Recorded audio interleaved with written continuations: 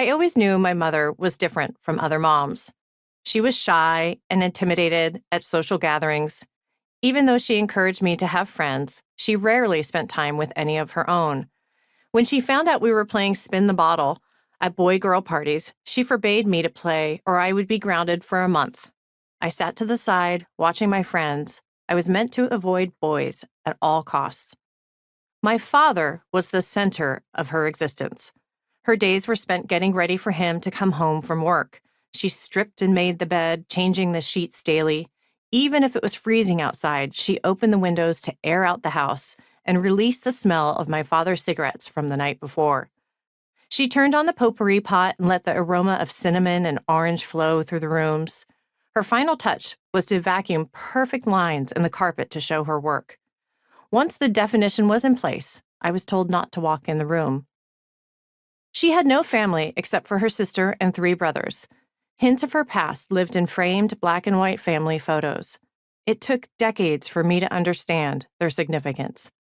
One was of her parents, 2 people I would never meet, but who held celestial importance in my mother's life. I saw the image daily, tucked in the corner shelf of her dresser. Her parents are leaning into each other while sitting on the hood of a large, old automobile.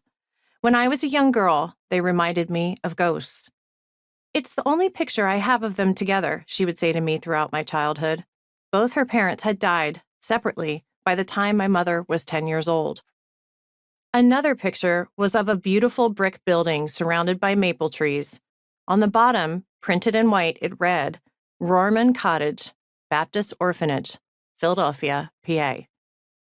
These were the first clues I had into the tragedy that surrounded my mother during her young life. She and her 4 siblings were raised in an orphanage. No family wanted to adopt all 5 children, which had been her father's wish, so they were destined to live in the children's home until they were 18 years old. For countless nights, while her head lay on a pillow that smelled of starch, my mother struggled with the memories of what it was like to have a family and have it suddenly torn apart, what it felt like to be loved by parents who were now gone. My mother dreamed of changing her destiny and creating a family of her own. Eventually, she would create the family she had longed for, but not until she had experienced one terrible loss after another.